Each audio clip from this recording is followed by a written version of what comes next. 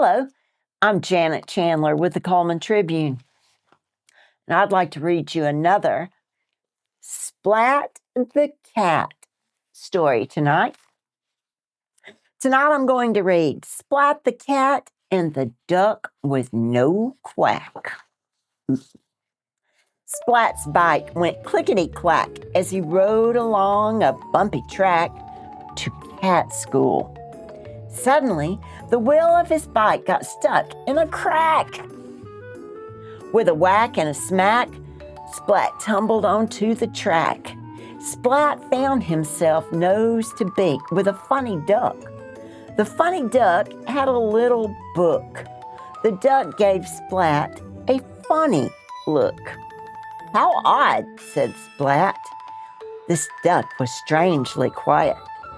"A duck lacking in quacking," said Splat. That's not right." "Don't worry, Duck," said Splat. "You must be lost. I'll take you back to the pond. I will help you get your quack back."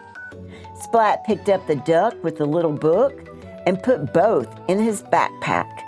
"Take care in there," said Splat, "and don't sit on my fish stick, Snack." Splat put his backpack on, got on his bike, and set off again around the bumpy track toward the pond. Splat's bike went clickety-clickety, clack, clack, clack. Splat stopped by the pond. He opened his backpack. Duck popped out, looked about, and then popped back in again.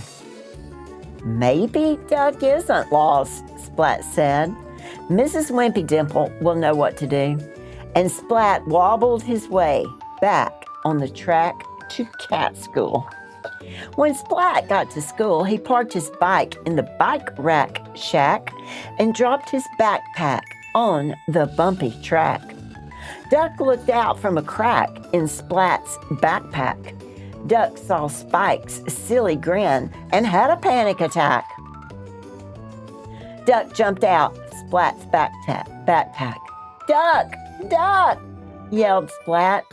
Where?" yelled Plank, looking blank. "Too late!" Splurf! The duck with the little book sat on Plank's head. "No quack," said Splat. "No quack?" asked Spike. "No quack?" asked Plank. "No quack," said Splat.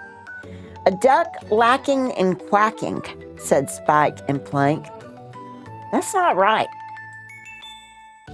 "Maybe the duck is hungry," said Spike.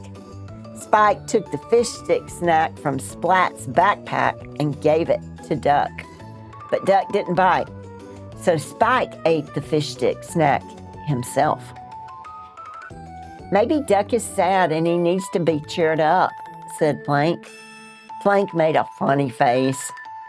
Duck didn't laugh. Duck didn't even grin. Plank's funny face stayed stuck. I know," said Kitten. "Duck needs a bow with a little pink dress to match. That will bring Duck's quack back." But the bow and the dress were not a success. Duck's beak stayed firmly closed. "Mrs. Wimpy Dimple will know what to do," said Splat. Mrs. Wimpy Dimple looked at the duck. "A duck lacking in quacking?" she asked. "How very odd." "But the answer must be simple," said Mrs. Wimpy Dimple. "I will examine this duck with the little book," said Mrs. Wimpy Dimple. She played some music to test Duck's ears. Duck danced a merry duck dance. "Duck's hearing is all right. Maybe the problem is Duck's eyesight," said Mrs. Wimpy Dimple. Mrs. Wimpy Dimple pointed to a chart. Duck just looked blank. She looked closely at Duck. I see," she said, "but I don't think Duck does." Mrs. Wimpy Dimple put her glasses on Duck's beak. Duck blinked. Duck opened the book and started to read out loud. As he read, Duck began to quack. quack, quack, quack, followed by a quack, quack, quack. Hooray for duck! Cheered the helpful cats. Quack, quack, quack, quack, quack, quack, quack, quack, quack, quack. Duck's quack was back. And that was that. I hope you have a good night and sweet dreams.